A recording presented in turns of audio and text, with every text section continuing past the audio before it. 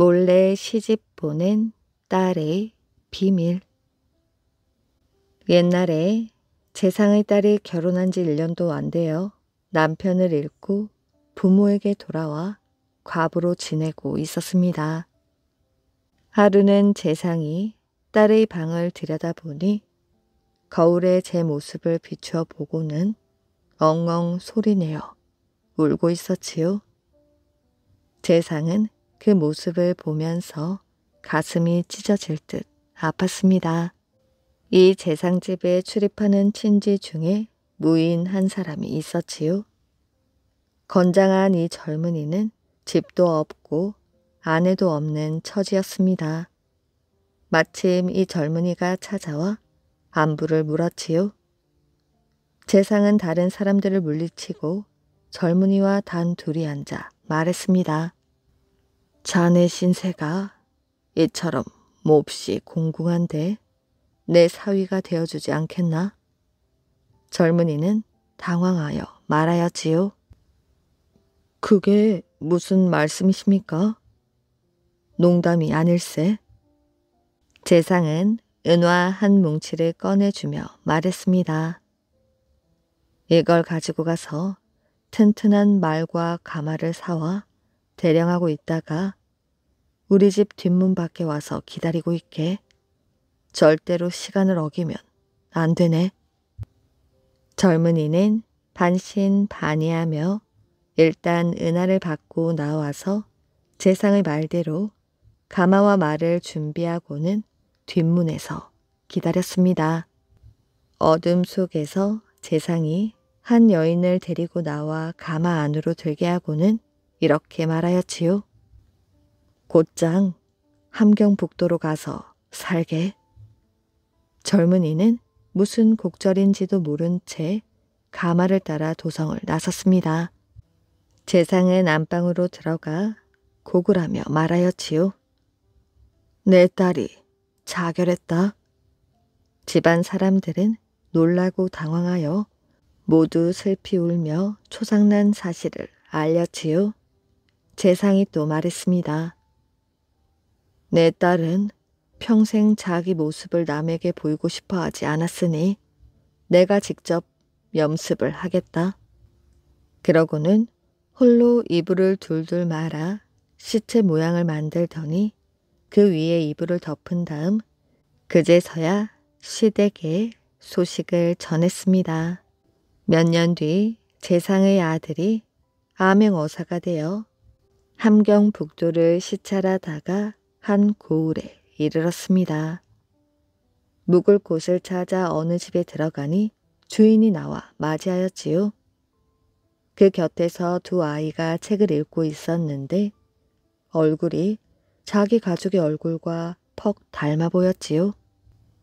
참으로 이상한 일이라 생각했지만 날도 이미 저물었고 피곤하기도 하여 그대로 머물러 묵었습니다.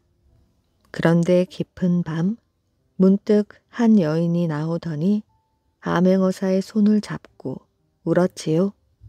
놀라 자세히 들여다보니 바로 죽은 누이 동생이었습니다. 아버지를 분부를 받아 여기와 살며 벌써 아들 둘을 두었습니다. 아까 보신 아이들이 바로 제 아들이에요. 암행어사는 깜짝 놀라 아무 말도 못하였습니다. 그리 있다가 새벽이 되자마자 작별하고 떠났지요. 암행어사는 조정에 들어와 시찰 결과를 보고하고 집으로 돌아왔습니다. 밤에 아버지를 모시고 앉아있다가 조용한 때를 틈타 소리 죽여 말하였지요. 이번에 함경북도를 나갔다가 괴이한 일이 있었습니다. 그러자 재상은 눈을 부릅뜨고 아들을 노려보며 아무 말도 하지 않았습니다. 아들은 감히 발설하지 못하고 물러나왔지요. 눈을 뜨게 한 효자. 어느 마을에 백정비석이라 불리는 비석이 있습니다. 이 비석은 조씨라는 사람의 효행을 기리기 위한 효자비이지요. 그 효자의 주인공은 천민이기 때문에 이름은 쓰지 않았지만 비석을 세워준 것만으로도 대단한 일이었습니다. 이 효자는 원래 양반이었는데 어머니를 위하여 신분을 포기하고 천민인 백정이 된 것이었습니다. 옛날 이 마을에 앞 못 보는 늙은 어머니를 모시고 사는 효성이 지극한 젊은이가 있었지요. 그는 결혼할 때가 훨씬 넘었지만 어머니를 모시기 위해 홀로 지내기로 마음먹었습니다. 어머니가 장님이기 때문에 자신이 결혼을 하면 어머니가 며느리에게 구박을 받을까 염려하여 결혼을 하지 않았던 것입니다. 그러던 어느 날 스님이 그의 집을 찾아와 아들에게 이런 말을 하였지요. 어머니의 눈을 뜨게 할 수 있는 길이 있긴 있는데. 눈을 뜰 수가 있다고요? 그런데 그게 쉬운 일이 아니요. 무엇입니까? 저는 어떤 일이라도 할 수 있습니다. 당신이 어머니의 눈을 뜨게 하려면 소 간 1000개를 구해 어머니가 드시도록 하면 눈을 뜰 수가 있을 것이요. 감사합니다.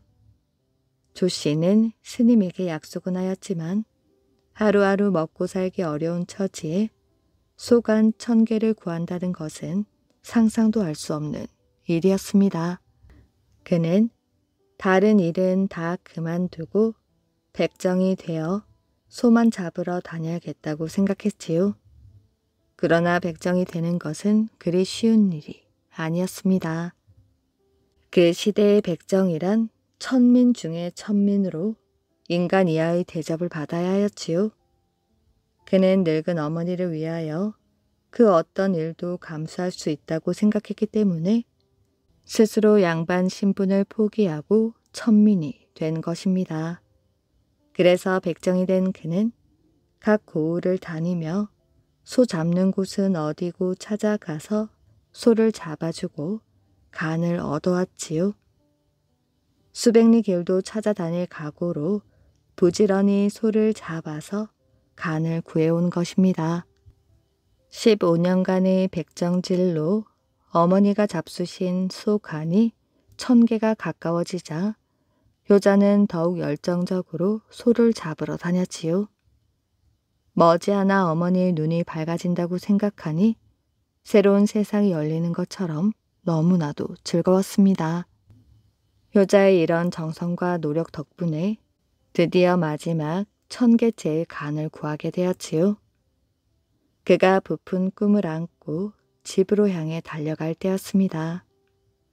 그런데 하늘도 무심하게도 억수같이 쏟아지는 장마에 물이 범람하여 강을 건널 수 없게 되었지요. 그는 소 간을 움켜쥐고 강을 건널 수 있게 되기를 하늘에게 빌고 또 빌었습니다. 때는 무더운 여름이라 시간이 지나면 소 간은 변질되어 못 먹게 될 것이었지요. 그는 안타까워 어쩔 줄을 몰랐습니다. 신선한 간을 어머니께 갖다 드리게 해주십시오. 그때 강물에 난데없이 조각배가 위에서 떠내려오고 있었지요. 그 배는 조씨가 있는 강가로 가까이 밀려오고 있었습니다. 그는 조각배를 붙잡아 타고 장대로 강바닥을 밀고 가며 강을 건널 수가 있었지요. 그가 강을 건너자 조각배는 커다란 나뭇잎으로 변하여 강물을 따라 내려가고 있었습니다. 효자는 그 자리에서 하늘에게 감사를 드렸지요. 효자는 집으로 뛰어가 어머니께 소 간을 드렸습니다. 간을 잡수시던 어머니의 눈이 점점 밝아지기 시작하였지요. 이 소문이 입에서 입으로 전하여 고을에서 알게 되었고 조정까지 알게 되어 임금님이 효행비를 내려 효자의 선행을 기리게 된 것입니다. 선덕 여왕과 첨성대. 신라 천덕 여왕은 아주 지혜로운 사람이었습니다. 어진 정치를 베풀어 백성들에게 존경을 받았지요. 어느 날 선덕 여왕이 신하들에게 말했습니다. 농사를 잘 지으려면 하늘에 있는 해와 달, 그리고 여러 별의 움직임을 잘 살펴야 해요. 아주 오랜 옛날부터 그렇게 해왔지만 정확하게 관찰을 하였으면 합니다. 그래야 믿을 만한 달력을 만들 수 있지 않겠어요? 선덕 여왕은 천문대를 쌓도록 했습니다. 하늘의 움직임은 날씨와 관계가 아주 깊습니다. 날씨는 사람들의 생활에 아주 중요한 역할을 하지요. 선덕 여왕은 천문대를 경주의 반월성 뒤 광장에 만들기로 했습니다. 날마다 광장에는 돌벽돌을 만들어 쌓는 소리가 요란하게 들렸지요. 그런데 천문대가 완성될 즈음에 선덕 여왕이 그만 세상을 떠나고 말았습니다. 여왕께서 천문대 완성을 보지 못하고 돌아가시다니. 사람들은 모두 슬퍼하였지요. 선덕 여왕을 기리는 마음으로 돌벽돌을 27단으로 만듭시다. 여왕은 우리나라의 27번째 왕이셨으니까요. 사람들은 서둘러 일을 시작했습니다. 천문대는 곧 완성되었지요. 그리고 이름을 첨성대라고 지었습니다. 첨성대는 어느 쪽에도 보아도 똑같은 모양입니다. 그래서 정확한 해 그림자를 잴 수 있었지요. 또 봄, 가을에는 햇볕이 창문을 통하여 첨성대 바닥까지 훤히 비춰주었습니다. 하지만 여름이나 겨울에는 그렇지 않았지요. 그래서 이것을 보면 계절이 언제 시작되나 정확하게 맞출 수 있었다고 합니다. 새 남자와 새 공주. 아주 오랜 옛날 세상이 아직 다 만들어지기 전의 일입니다. 갑자기 남해 바다가 부글부글 끓어오르면서 커다란 섬이 하나 불쑥 솟아났습니다. 이 섬이 바로 제주도랍니다. 이 섬에는 아직 사람들이 살지 않았습니다. 어느 날 한라산 북쪽에서 화산이 터지는 듯 요란한 소리가 들리더니 3명의 신인이 땅에서 솟아올랐습니다. 마지의 이름은 어질다는 뜻의 양을 나이고, 둘째는 높다는 뜻의 고을나, 셋째는 밝다는 뜻의 불나였습니다.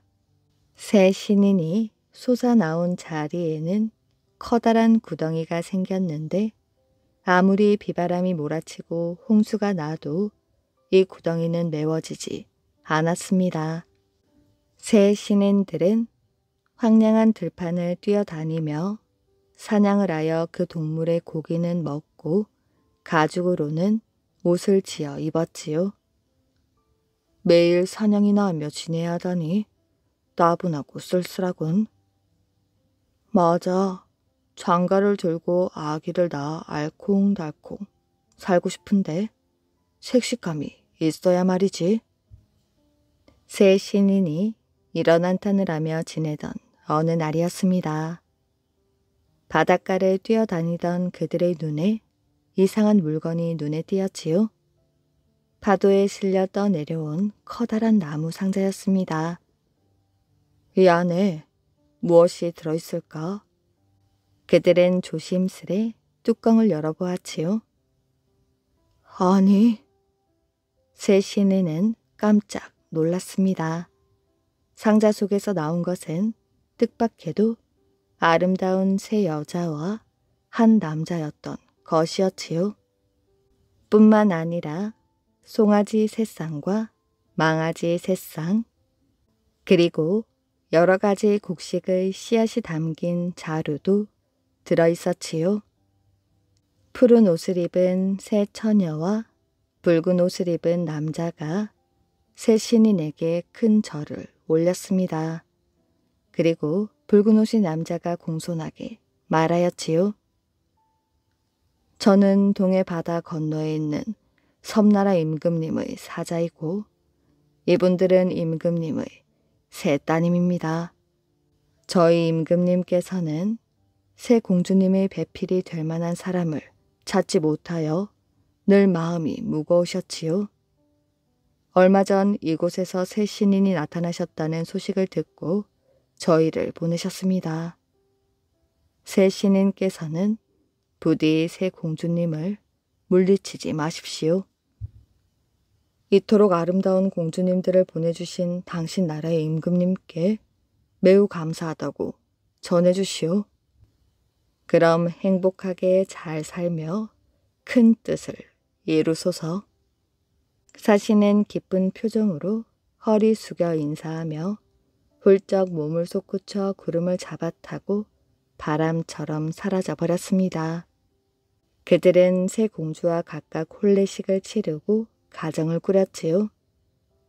그런 다음 들판으로 나아가 활 쏘기를 하여서 각자 살 영토를 정했습니다. 새 신인은 곡식의 씨를 뿌리고 가축을 기르며 행복하게 살았지요. 자식도 여럿 낳아 잘 키웠습니다. 여러 해가 흘러 인구가 늘어나자 각자의 나라를 세워 훌륭하게 다스렸지요. 이 세 신인이 바로 양씨, 고씨, 부씨의 시조가 되었습니다. 그리고 세 신인들이 솟아나온 구덩이를 삼성열이라 하며 지금도 세 신인의 후손들은 해마다 이곳에서 제사를 지낸다고 합니다.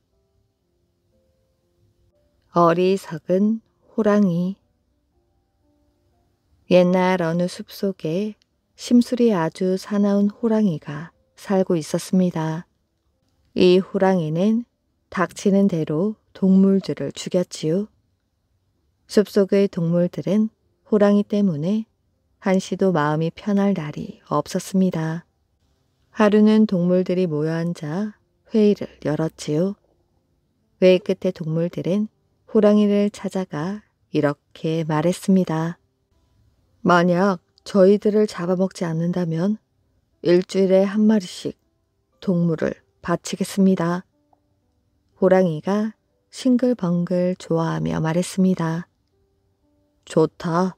대신 꼬박꼬박 제 시간에 바쳐야 한다. 이제 동물들은 호랑이에게 바칠 동물을 뽑기 위해 제비 뽑기를 하였지요. 그런데 태어나지도 얼마 되지 않은 송아지가 첫 번째로 뽑힌 것이었습니다. 송아지는 일주일도 못 살고 죽는다고 생각하니 아주 억울하였지요. 그래서 호랑이 굴을 향해 가다가 골짜기에서 소리쳤습니다. 아, 어쩌면 좋아. 그러자 건너편에서도 똑같은 메아리 소리가 들려왔습니다. 그때 송아지 머릿속에 반짝 떠오르는 것이 있었지요. 그리하면 호랑이를 없앨 수 있을 거야. 송아지는 마음을 느긋하게 먹고 다시 호랑이 굴을 향해 걸어갔습니다. 호랑이가 송아지를 보며 말하였지요. 뭐야, 왜 이리 늦게 오는 것이야? 송아지는 가쁜 숨을 몰아치는 척하며 이렇게 말했습니다. 엄마랑 이곳으로 오다가 무시무시한 호랑이를 만났어요. 그 호랑이가 우리 엄마를 잡아먹고 저까지 잡아먹으려고 해서 도망쳐 온 거예요. 뭐라고? 도대체 어디 사는 놈이냐? 송아지는 호랑이를 데리고 골짜기로 가보았지요. 바로 저기에요. 저 건너편에 그 호랑이가 살고 있어요. 그러자 호랑이가 냅다 소리를 질렀습니다. 네 이놈, 어서 나오너라. 그러자 건너편에서도 네 이놈, 어서 나오거라 하고 메아리 소리가 울려 퍼졌지요. 호랑이는 약이 올라 뭐라고 이런 괘씸한 놈 하고 소리쳤고 메아리도 똑같이 이런 괘씸한 놈하고 소리쳤지요. 호랑이는 약이 올라 펄쩍펄쩍 뛰며 말했습니다. 당장 골짜기를 건너가 그놈을 없애버려야겠어. 그런데 그놈은 이 넓은 골짜기를 어찌 건너갔지? 송아지가 기다렸다는 듯 말했습니다. 한 걸음에 훌쩍 뛰어 넘어가던데요. 아주 쉬워 보였어요. 그래, 그놈이 했다면 나도 할 수 있지. 그러더니 정말 골짜기를 향해 훌쩍 뛰어드는 게 아니겠어요? 하지만 건너편에 채 닿기도 전에 아래로 떨어져 죽고 말았습니다.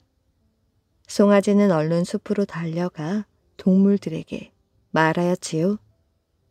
호랑이가 죽었어요. 못된 호랑이가 깊은 골짜기에 떨어져 죽었어요. 그 뒤부터 숲속의 동물들은 평화롭고 행복하게 살았다고 합니다. 대장장이의 큰딸. 옛날 어느 마을에 대장장이가 살고 있었습니다. 대장장이와 그의 아내는 열심히 일을 했지만 살림이 너무도 가난하였지요. 그런데다가 11남매를 두어서 늘 먹고 살기도 힘들었습니다. 하지만 집안 살림을 잘 돌보고 동생들을 도닥거려주는 큰딸이 있어서 대장장이와 아내는 마음이 한결 놓였지요. 큰언니는 들과 산을 돌아다니며 동생들이 좋아하는 쑥을 캐왔습니다. 마을 사람들은 대장장이를 불쟁이라 불렀지요. 그래서 큰딸을 쑥 캐러 다니는 불쟁이네 딸이라는 뜻으로 쑥부쟁이라고 불렀습니다. 그러던 어느 날 쑥부쟁이는 나무를 캐려고 산에 올라갔습니다. 그러다가 쓰러져 있는 노루를 발견했습니다. 어머나, 가여워라. 살펴보니 뒷다리에 화살을 맞아서 걸을 수가 없었던 것입니다. 쑥부쟁이는 먼저 나뭇가지와 풀로 노루를 덮었지요. 그리고 나서 저만치 떨어진 길목에서 나무를 캐는 척을 했습니다.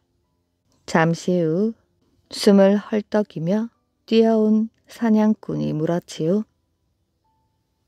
혹 화살에 맞은 노루를 못 봤소? 조금 전에 절뚝거리며 저기로 갔는데요. 고맙소.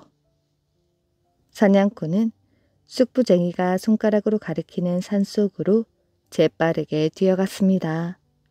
사냥꾼의 모습이 사라지자 쑥부쟁이는 얼른 노루 뒷다리에 박힌 화살을 빼고 정성스레 치료를 해주었지요. 아가씨, 고맙습니다. 언젠가는 이 은혜를 꼭 갚을게요. 노루는 고개를 꾸벅 숙여 고맙다는 인사를 하고는 사냥꾼이 간 반대쪽으로 사라졌습니다. 쑥부쟁이가 나무를 캐서 내려오고 있을 때였지요. 사람 살려요. 사람 좀 살려주시오. 쑥부쟁이는 소리가 나는 곳을 찾아 불이 나게 달려가 보았습니다. 웬 남자가 마을 사람들이 멧돼지를 잡으려고 파놓은 함정에 빠져 있는 게 아니겠어요? 가만히 보니 쑥부쟁이가 치료해준 노루를 줬던 젊은 사냥꾼이었습니다. 이보시오 아가씨, 나 좀 꺼내주시오. 다리가 부러져서 움직일 수가 없구려. 잠깐만 기다리셔요. 쑥부쟁이가 긴 나무 줄기를 끌고 왔습니다. 그러고는 나무 줄기 여러 가닥을 칭칭 감아서 함정에 넣어 주었지요.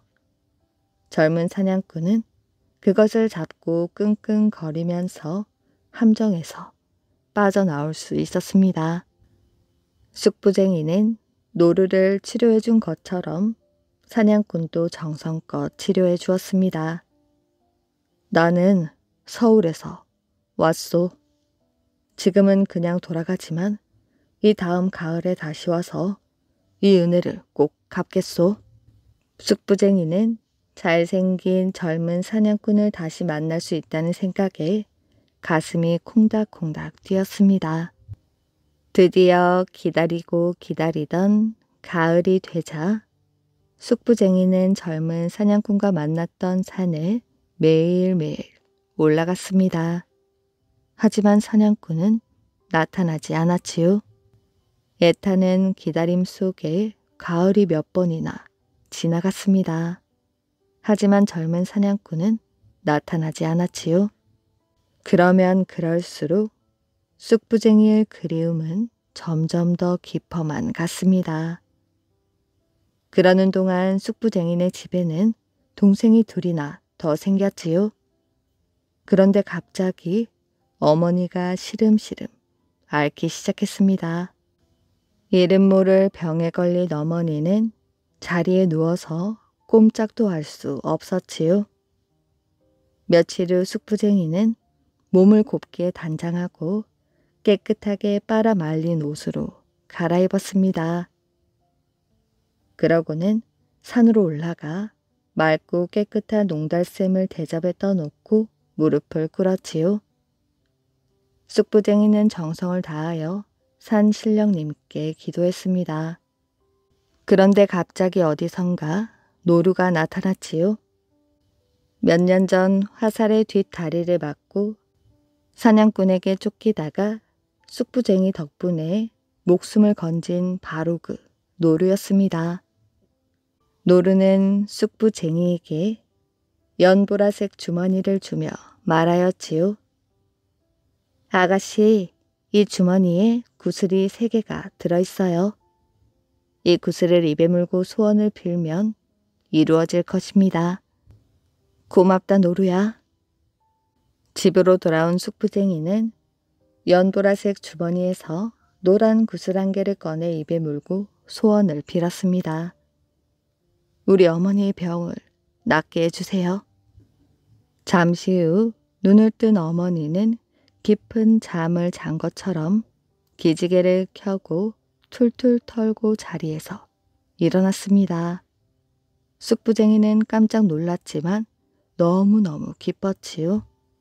다음날 쑥부쟁이는 연보라색 주머니를 품에 안고 젊은 사냥꾼을 기다리던 산으로 갔습니다. 그러고는 구슬 하나를 입에 꺼내 물고 소원을 빌었지요. 도련님을 저에게 데려다 주세요. 그때 연기가 피어오르더니 젊은 사냥꾼이 나타났습니다. 쑥부쟁이는 너무 기뻐서 그동안 가슴에 두었던 이야기를 다 하고 나니 속이 다 시원하였지요. 아가씨, 미안하오. 나는 벌써 결혼을 했다오. 게다가 아들이 2이나 있어. 하지만 내가 아가씨에게 입은 은혜는 꼭 갚아야 하질 않겠소. 그러니 나와 함께 서울로 갑시다. 이 말을 듣고 쑥부쟁이는 마음을 가다듬었습니다. 도련님에게는 이미 아내와 아들이 있어. 그러니 그 행복을 지켜드려야지. 도련님을 다시 돌려보내야겠어. 그러고는 마지막 구슬을 입에 물고 소원을 빌었습니다. 도련님을 서울 집으로 보내주십시오. 쑥부쟁이는 그 뒤에도 젊은 사냥꾼을 잊을 수가 없었습니다. 시간은 흐르고 흘렀지만 쑥부쟁이는 혼인을 할 수 없었습니다. 다만 동생들을 살펴보면서 산에 올라가 나무를 캐곤 하였지요. 그러던 어느 날 산에 올라가 나무를 캐던 쑥부쟁이가 발을 헛디뎌 그만 절벽 아래로 뚝 떨어져 정신을 잃고 말았습니다.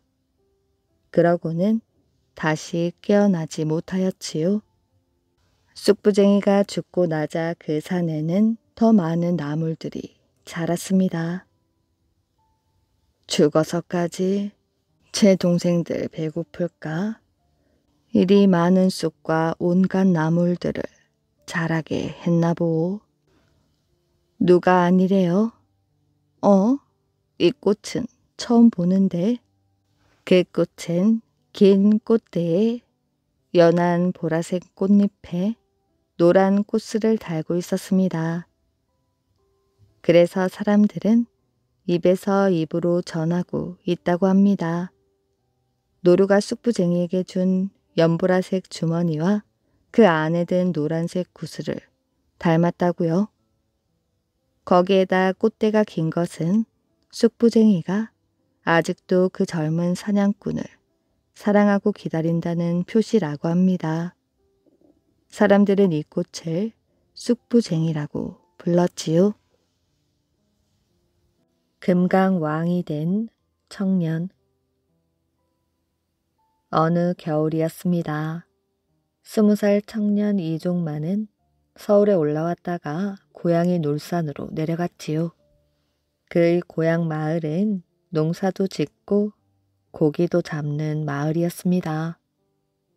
우리 고향 사람들은 양반들의 수탈을 견디며 힘겹게 살아왔다. 자기 땅이 없어 양반들의 땅을 빌려 농사를 짓지만 가을에 추수를 하면 그 수확물의 60~70%나 소작료로 바쳐야 한다. 이런 상황에서 어찌 인간다운 생활을 할 수 있겠는가?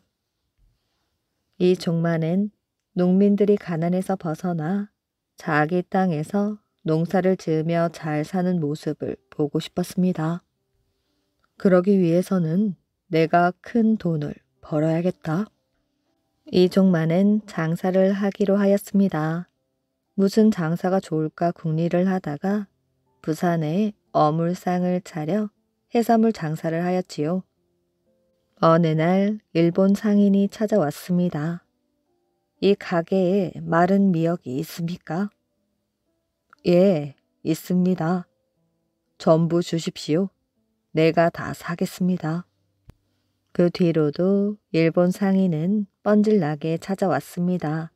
그러고는 가게에 있는 미역을 모두 사갔지요. 품질이 좋건 나쁘건 가리지 않았습니다. 이종만은 미역 때문에 매상이 많이 올라 기분이 좋았지요. 그러나 한편으로는 이런 생각도 들었습니다. 왜 일본 상인이 자꾸 미역만 사가는 거지? 일본 사람들이 그렇게 미역을 좋아하나?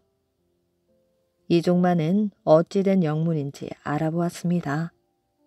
그리하여 놀라운 사실을 알아내었지요.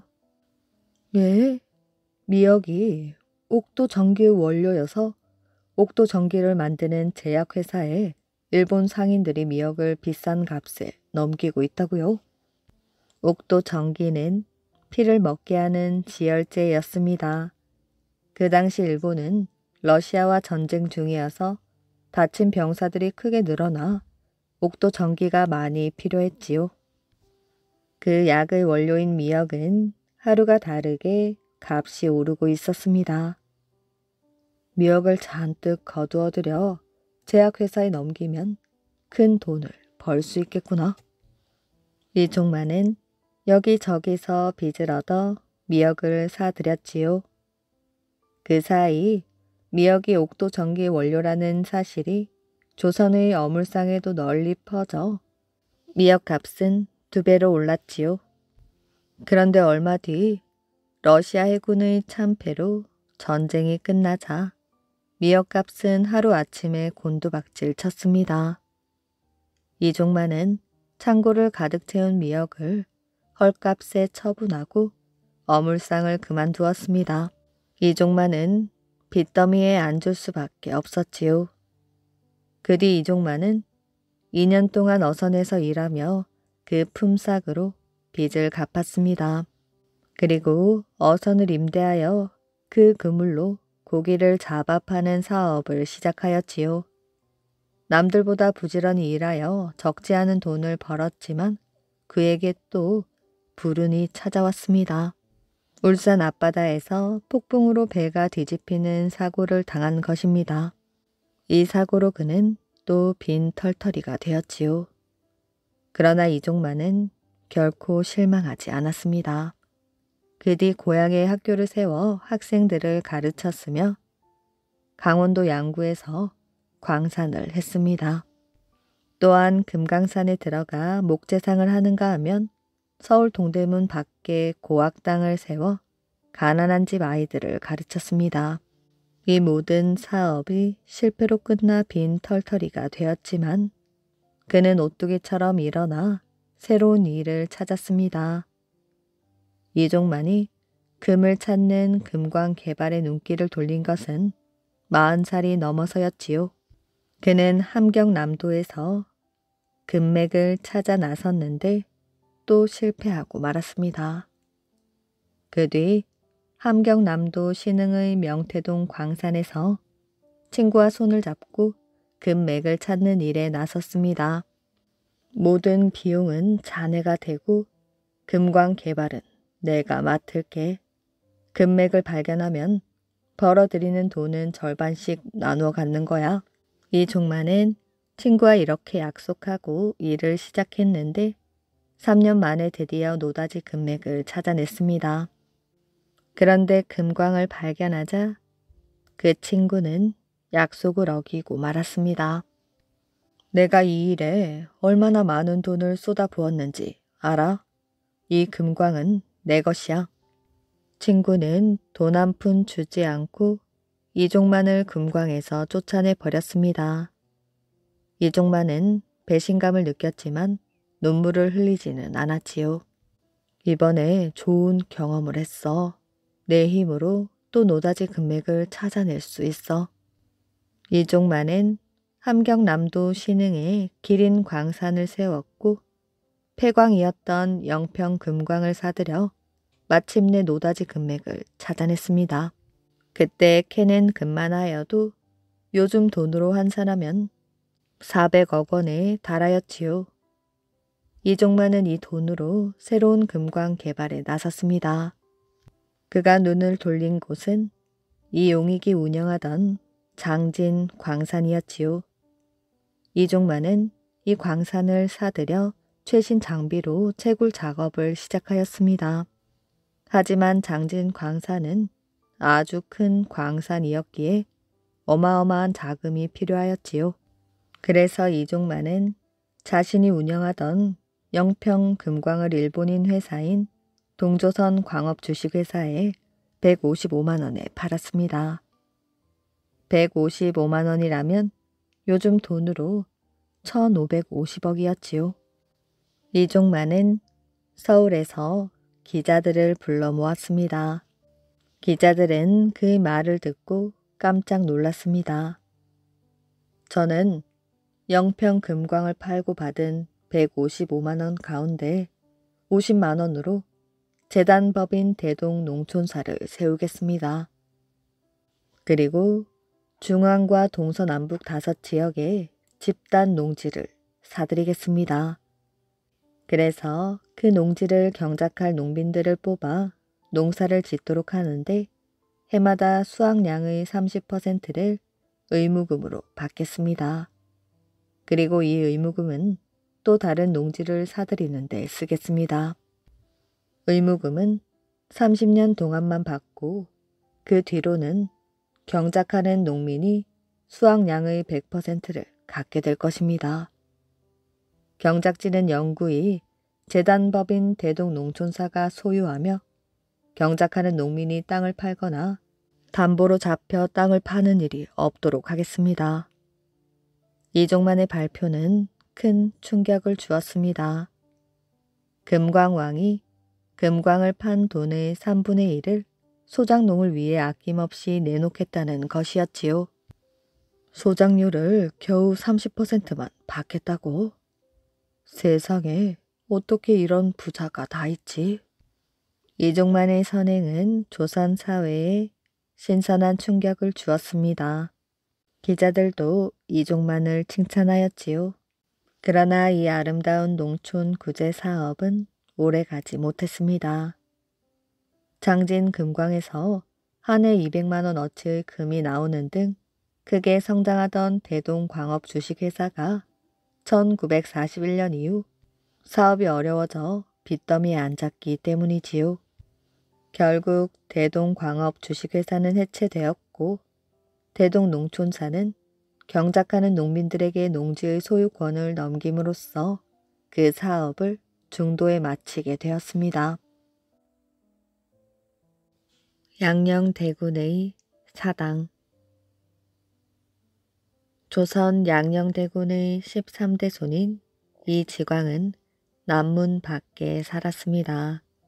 조상이 왕족이긴 하였지만 오랜 세월이 흐르면서 그 후손들은 가난하게 살고 있었지요. 하루는 이지광의 집에 늙은 스님이 찾아왔습니다. 부처님을 위해 시주를 하시지요. 스님이 시주를 청하자 이지광은 보리쌀을 한 되박 퍼와서 스님에게 주었습니다. 그리고 스님에게 정중하게 말했지요.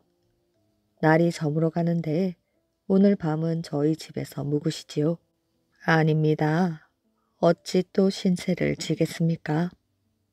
스님은 사양하였지만 이지광은 물러서지 않았습니다. 스님에게 계속 권하여 집 안으로 모셨지요. 그리고는 스님을 위해 저녁상을 차려드렸습니다. 대접할 것은 보리죽밖에 없습니다. 워낙 형편이 어려워서. 스님은 시주를 받고 저녁까지 얻어먹었으니 미안한 마음이 들었습니다. 신세를 졌는데 그 은혜를 갚고 싶군요. 집 뒤에 서 있는 저 건물은 무엇입니까?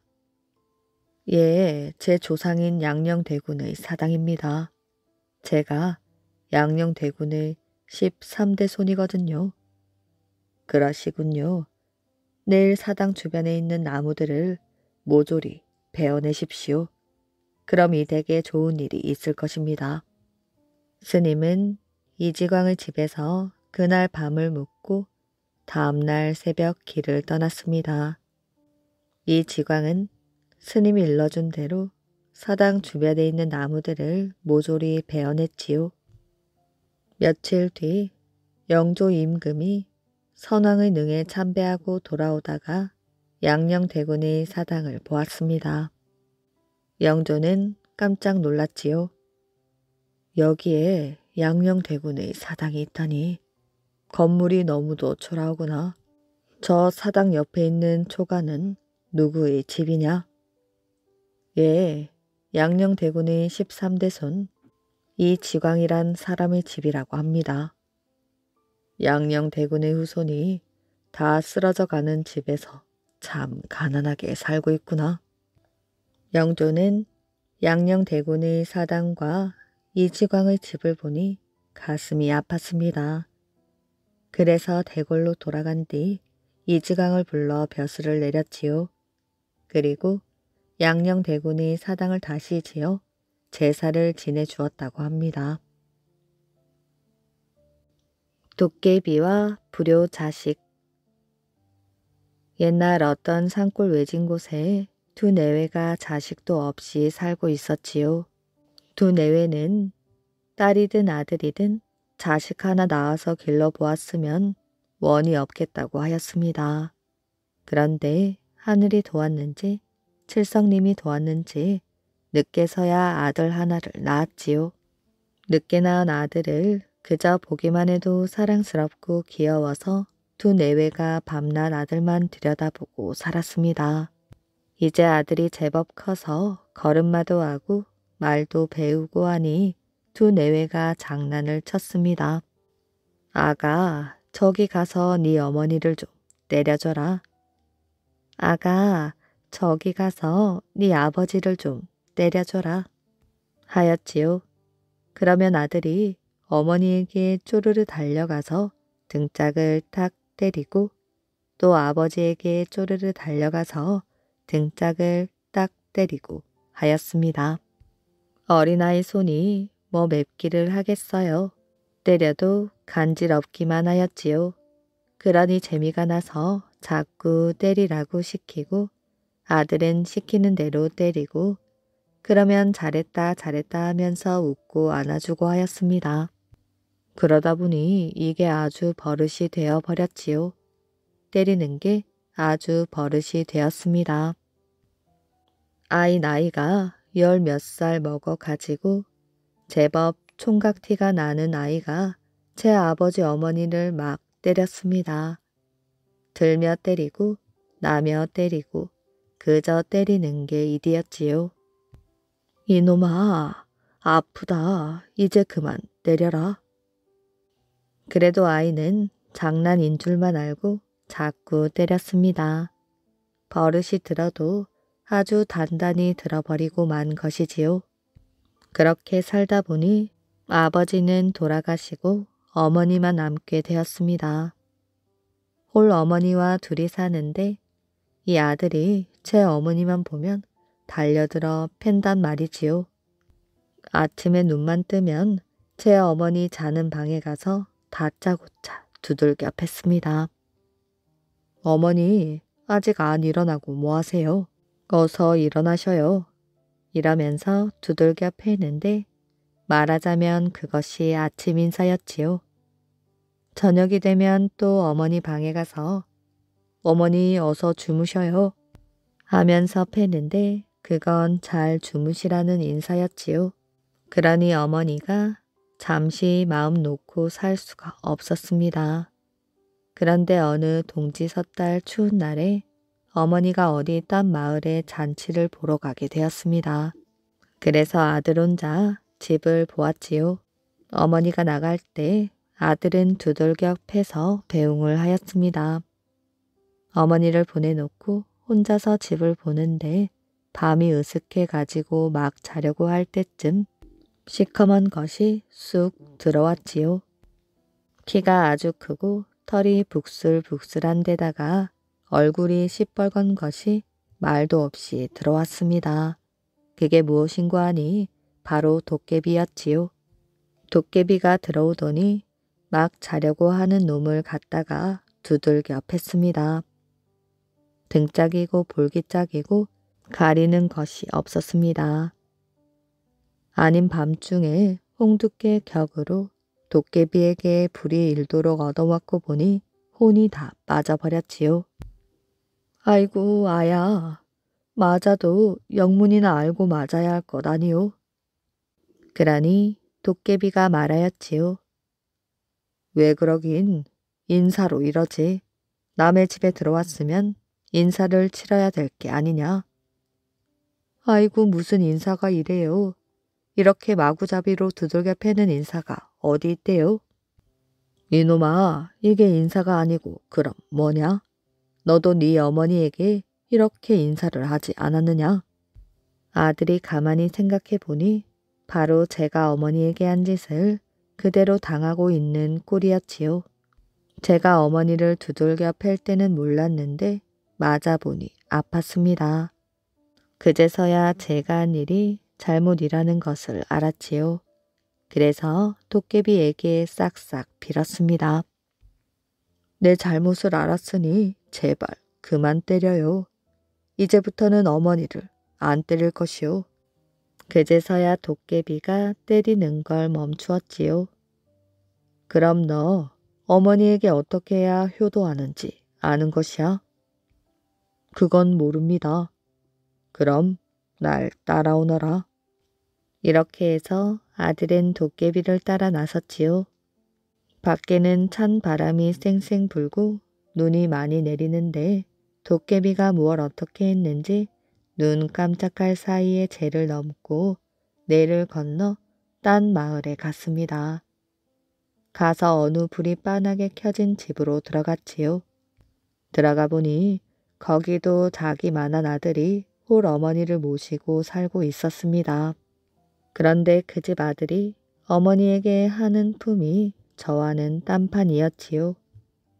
어머니 주무시는 방에 군불을 덮게 떼고 들어가서 방이 춥지 않느냐 뭐 잡숫고 싶은 건 없느냐 여쭙더니 어머니가 좋아하는 음식을 구해다 드리고 지극정성으로 모셨습니다. 밤새 지켜보았더니 다음 날에는 새벽같이 일어나 어머니 주무시는 문 밖에서 문안 인사를 드리고 새순물을 데워드리고 아침밥을 잘 지어다 바치고 이렇게 잘 모셨지요. 잘 보았느냐? 이제 어머니에게 어떻게 해야 효도하는지 알겠지? 예, 이제 알았습니다. 그렇게 구경을 모두 하고 집에 왔습니다. 집에 와서는 곧장 어머니 방에 군 불을 덮게 떼놓고 빗자루를 들고 눈을 쓸면서 어머니 마중을 나갔습니다. 마침 그때 어머니는 잔치를 다 보고 집에 돌아오는 길이었지요. 가만히 보니 자기 아들이 빗자루를 들고 눈을 쓸면서 왔습니다. 아이쿠 저것이 맨손으로 때리다 못해 이제는 빗자루로 날 때리려고 오는구나. 어머니가 이렇게 걱정을 하면서 가는데 아들이 와서 저를 꾸벅하더니 등을 턱하니 둘러대고는 어머니 잘 다녀오셨어요? 어서 업히셔요. 하였지요. 아들이 생전 안 하던 짓을 하니 어머니는 그만 기겁을 하였습니다. 얘야 빗자루로 때리려거든 여기서 때리지. 날 어디로 업고 가서 때리려고 그러는 것이야. 아예 죽이려고 그러느냐?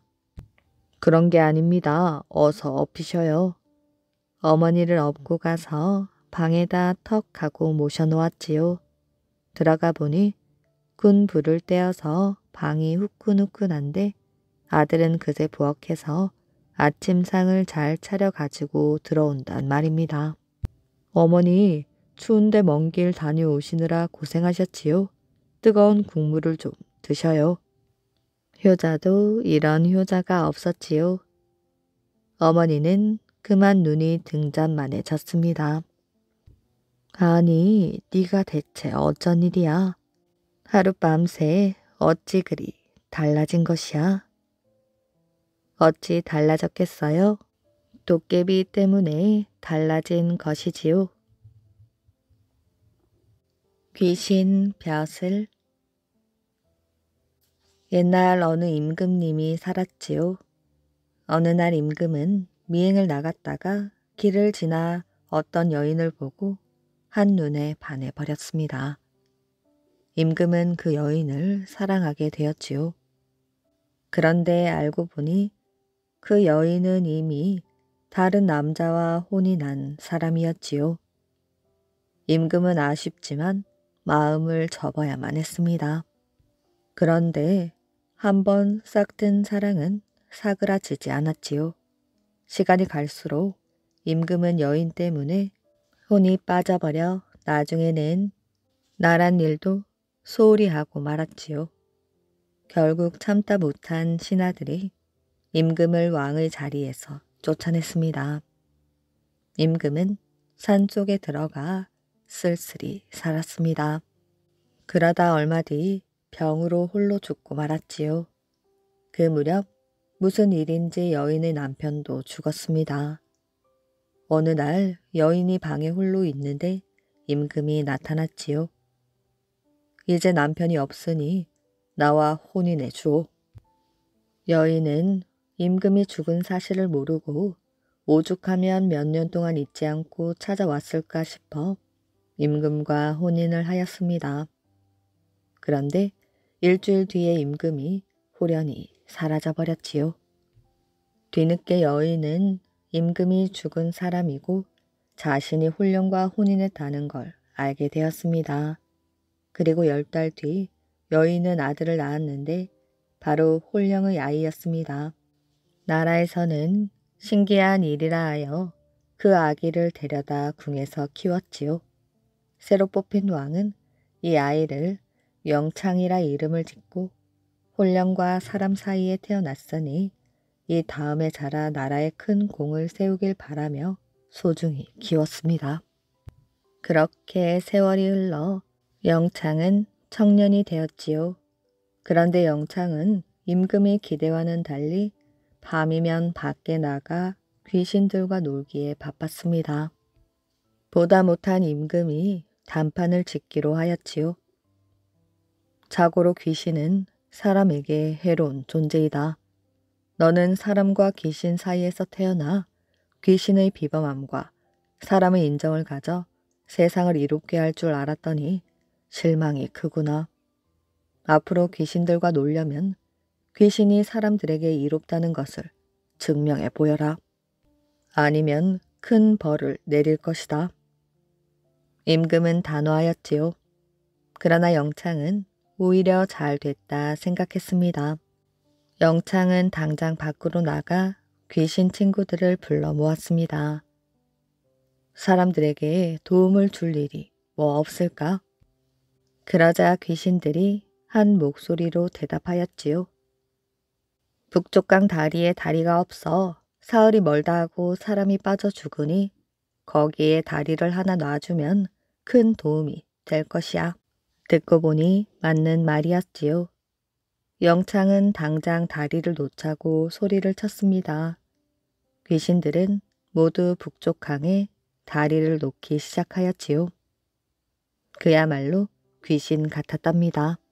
귀신들은 힘 하나 안 들이고 입김으로 먼지를 날리듯 가볍게 다리를 쌓았습니다. 다음 날 소식을 듣고 강으로 달려온 왕은 입이 쩍하고 벌어졌지요. 다리 하나 놓는 데에 7, 8년이 걸려 엄두도 못 내고 있었는데 하룻밤 만에 돌다리가 떡하니 놓였으니 말이지요. 임금은 그제야 영창에게 귀신과 노는 걸 허락했습니다. 그리고 똑똑한 귀신을 골라 벼슬 자리도 주었지요. 그 뒤 영창은 귀신과 사람을 이어주는 역할을 하며 잘 살았다고 합니다. 이야기 재미있게 잘 들으셨나요? 오늘의 이야기는 여기까지입니다. 오늘도 이야기를 들어주셔서 정말 감사합니다. 오늘도 편안한 밤 되시길 바랍니다.